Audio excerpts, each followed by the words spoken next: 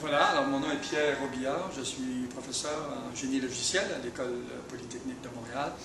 Et aujourd'hui, j'ai fait une présentation au MATI sur le travail collaboratif ad hoc, c'est-à-dire la façon dont les gens interagissent lors du développement logiciel.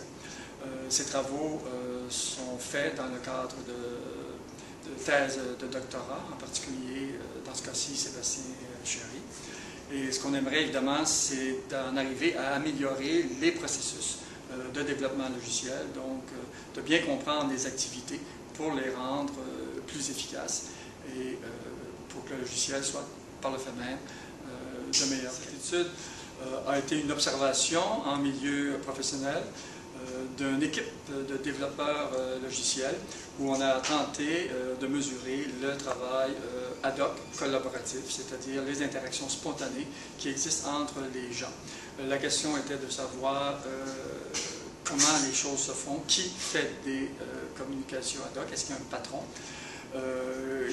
pourquoi ils ont besoin de ce genre de communication, leur contenu et aussi jusqu'à quel point c'était important de conserver ce genre d'informations.